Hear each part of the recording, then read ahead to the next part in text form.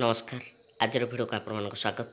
आजर video आम आलोचना करवा सप्तम श्रेणी सीबीएसई आम भाषा आम साहित्य बहिर बुद्ध विषयटीर प्रश्न उत्तर। ठीक अच्छे, आज केवल मु संक्षिप्त प्रश्न गुड़िकर उत्तर करी एवं 1 नंबर और व्याकरण विभाग प्रश्न उत्तर मु परवर्ती भिडियो अपलोड करी। भिडियोटी को शेष पर्यंत देखा मोर अनुरोध। चलतु भिडियो आरंभ करवा। 2 नंबर प्रश्न, गोटे किंबा दुईटी वाक्यर उत्तर दियो। क नंबर प्रश्नटी होची सूर्यर निकटतम ग्रह किए? उत्तर होची सूर्यर निकटतम ग्रह हेउची बुध। ख नंबर प्रश्न, बुध को काहींकी भल भावे देखि हुए नाही? उत्तर हेउची बुध सूर्यर अति पाखरे अछि, एणु यह सर्वदा प्रखर सूर्यालोक बुड़ी रहुथिबारु बुध को भल भावे देखि हुए नाही। ग नंबर प्रश्न, बुधर दागरु विज्ञानी माने कौन भाबुथिले? उत्तर होची बुध पृष्ठरे केतेक दाग स्थान परिवर्तन करुनाहांती लक्ष्य करी विज्ञानी माने धरि नैथिले जे बुधर गोटे पट सर्वदा सूर्य को सामना करी रहिछि। चंद्र परी बुधर गोटे गोलार्ध आलोकित, अन्यटी अंधार।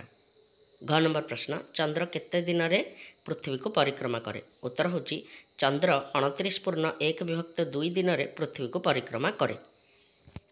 ठीक अच्छे, एठी এই ଆପ୍ଲିକେସନରେ ଲେଖିବାଟା ଟିକେ ସହଜ ହେଉନି। 29.1/2 এইଭଳି ଭାବରେ ତୁମେ ଲେଖିବ। এইଭଳି ଭାବରେ ତୁମେ ତୁମ ଖାତାରେ ଲେଖିବ 29.1/2 ଦିନରେ। ବୁଝିହେଲା? ପରବର୍ତ୍ତୀ ପ୍ରଶ୍ନକୁ ଯିବା। ଚନ୍ଦ୍ରର ଆବର୍ତ୍ତନ କାଳ କେତେ? ସେଇ ଉତ୍ତର ହେବ ଚନ୍ଦ୍ରର ଆବର୍ତ୍ତନ କାଳ ହେଉଛି 29.1/2 ଦିନ। 6 ନମ୍ବର ପ୍ରଶ୍ନ, ବୁଧର ପରିକ୍ରମଣ କାଳକୁ ବୈଜ୍ଞାନିକମାନେ ପ୍ରଥମେ କେତେ ଦିନ ସ୍ଥିର କରିଥିଲେ? उत्तर होची बुधर परिक्रमण काल को वैज्ञानिक माने प्रथमे 88 दिन बोली स्थिर करथिले। 6 नंबर प्रश्न, परवर्ती कालर वैज्ञानिक गण बुधर परिक्रमण समय केते बोली कहिले? उत्तर होची परवर्ती कालर वैज्ञानिक गण बुधर परिक्रमण समय 59 दिन बोली कहिले। 6 नंबर प्रश्न, बुधर आवर्तन काल परिक्रमणर केते भागरु केते भाग? उत्तर होची बुधर आवर्तन काल परिक्रमणर 3 भागरु 2 भाग। 6 नंबर प्रश्न, मारिनर 10 प्रथमे केबे बुध निकट को गला? उत्तर होची मारिनर 10 प्रथमे 1974 मसीह बुध निकट को गला। 9 नंबर प्रश्न होची 1975 रे मारिनर बुधर केते दूररू फोटो संग्रह करथिला? उत्तर होची 1975 रे मारिनर बुधर 327 किलोमीटर दूररू फोटो संग्रह करथिला। 10 नंबर प्रश्न, मारिनर 10 काहींकी अचल होइगला? उत्तर होची मारिनर 10 रो गैस शेष हेबारु से अचल होइगला। 6 नंबर प्रश्न, बुधरे थिबा गर्तमान किपरि सृष्टि होइछन्ति बोली वैज्ञानिक माने अनुमान करन्ति?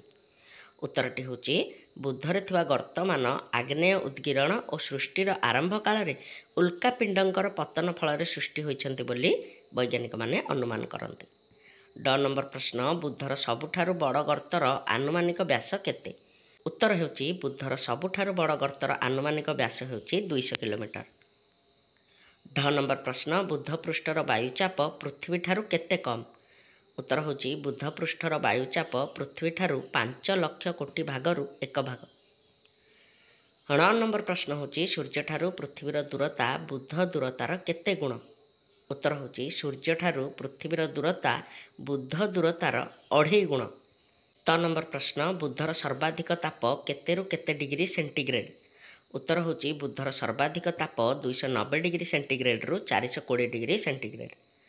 6 नंबर प्रश्न, राति रे बुधर तापमात्रा सबुठारु कम रे केते थाए? उत्तर होची राति रे बुधर तापमात्रा सबुठारु कम रे -173 डिग्री सेंटीग्रेड थाए। 10 नंबर प्रश्न, बुध पृष्ठर पहाड़ मानकर उच्चता केते? उत्तर होची बुध पृष्ठर पहाड़ मानक उच्चता 2.5 किलोमीटर। 3 नंबर प्रश्न होची 50टी शब्द मध्य संक्षिप्त टिप्पणी लेख। प्रथमटी देइछि चंद्र और बुध मध्य थिबा साम्य। यार अर्थ होची चंद्र एवं बुध मध्य कौन सब समानता रही? उत्तर लिखिबा चंद्र और बुध उभय आम सौरजगतर अंशविशेष। चंद्र परी बुधर पृष्ठ पर्वत संकुल अटे। चंद्र पृष्ठ भली बुध पृष्ठरे मध्य गर्तमान रही। यह हेउची चंद्र और बुध मध्य थिबा समानता। द्वितीय प्रश्नटी अछि बुध पृष्ठर गर्त। एठी आमे कौन लिखिबा ना बुध पृष्ठरे चंद्र पृष्ठ भली अनेक गर्तमान छाई रही। एगुड़िक आग्नेय उद्गीरण और सृष्टिर आरंभ काल रे उल्कापिंडंकर पतन फल सृष्टि होइछि। बुधरे थिबा बृहत्तम गर्तर आनुमानिक व्यास 200 किलोमीटर। ମାରିନର 10 ଏଇଠି ମୁଁ ଏହାର ଉତ୍ତରଟି ଲେଖିନି, କାହିଁକି ନା ଏଇଠି ତୁମ ବହିରେ ଏହାର ଉତ୍ତରଟି ଦେଇଛି, ତେଣୁ ସମୟ ଅଭାବରୁ ମୁଁ ଉତ୍ତରଟି ଲେଖିନି। ଏଇଠି ତୁମକୁ ସ୍କ୍ରିନ୍ ଉପରେ এই ଫଟୋଟି ଯେଉଁ ଦେଖାଯାଉଛି, ଯେଉଁଠି ମୁଁ ହାଇଲାଇଟ୍ କରିଛି ବା ଯେଉଁଠି ମୁଁ ବର୍ତ୍ତମାନ ତୁମମାନଙ୍କୁ ସ୍କ୍ରିନ୍ରେ ଦେଖାଉଛି, ସେଇ ଭିତରେ ମଧ୍ୟ ତୁମେ ଲେଖିଲେ ଏ ଉତ୍ତରଟି ଠିକ୍ ହେବ। এইଠାରୁ ନେଇକି এই ପର୍ଯ୍ୟନ୍ତ ତୁମେମାନେ ଲେଖିଦେବ, ଯାହାଦ୍ୱାରା କି ତୁମ ଉତ୍ତରଟି ଠିକ୍ ହେବ। ପରବର୍ତ୍ତୀ ପ୍ରଶ୍ନ, ବୁଧ ପୃଷ୍ଠର ଉତ୍ତାପ। ଏବେ ଦେଖିବା ଏହାର ଉତ୍ତର। ପୃଥ୍ୱୀ ପୃଷ୍ଠ ତୁଳନାରେ ବୁଧ ପୃଷ୍ଠ ସୂର୍ଯ୍ୟଙ୍କଠାରୁ 6 ଗୁଣ ଅଧିକ ଉତ୍ତାପ ପାଇଥାଏ। ଦିନବେଳେ ବୁଧ ଅତ୍ୟନ୍ତ ଉତ୍ତପ୍ତ ଓ ରାତିରେ ଅତ୍ୟନ୍ତ ଥଣ୍ଡା। ଦିନବେଳେ ସର୍ବାଧିକ ତାପମାତ୍ରା 290 ଡିଗ୍ରୀ ସେଣ୍ଟିଗ୍ରେଡ଼ରୁ 410 ଡିଗ୍ରୀ ସେଣ୍ଟିଗ୍ରେଡ଼ ରହିଥାଏ। ରାତିରେ ଏହା ତଳକୁ ଖସି -173 ଡିଗ୍ରୀ ସେଣ୍ଟିଗ୍ରେଡ଼ ରହିଥାଏ। ବୁଧର ତାପ ଏତେ ଅଧିକ ଯେ ଗ୍ରୀଷ୍ମ ଋତୁରେ ଗ୍ରହ ପୃଷ୍ଠରେ ତରଳ ସୀସାର ପୋଖରୀମାନ ସୃଷ୍ଟି ହୁଏ। ପରବର୍ତ୍ତୀ ପ୍ରଶ୍ନ ହେଉଛି ବୁଧର ବାୟୁମଣ୍ଡଳ। ଉତ୍ତର କ'ଣ ଲେଖିବା ନା, ବୁଧର ବାୟୁମଣ୍ଡଳ ନଥିବାରୁ ତା ପୃଷ୍ଠକୁ ଉଲ୍କାପିଣ୍ଡଙ୍କ ଆଘାତରୁ ରକ୍ଷା କରିବାକୁ କୌଣସି ପ୍ରକାର ଘୋଡ଼ଣୀ ନାହିଁ। ଅବଶ୍ୟ ବୁଧ ସମ୍ପୂର୍ଣ୍ଣ ଭାବେ ଗ୍ୟାସ୍ ଶୂନ୍ୟ ନୁହେଁ। ବୁଧର ଆକାଶରେ ଅମ୍ଳଜାନ, ଉଦ୍ଜାନ ଓ ନିଷ୍କ୍ରିୟ ଗ୍ୟାସ୍ଙ୍କର ସନ୍ଧାନ ମିଳିଛି। ମାତ୍ର ପୃଥ୍ୱୀ ପୃଷ୍ଠରେ ବାୟୁଚାପ ଯେତିକି, ବୁଧ ପୃଷ୍ଠରେ ବାୟୁଚାପ ତାର 5 ଲକ୍ଷ କୋଟି ଭାଗରୁ 1 ଭାଗ।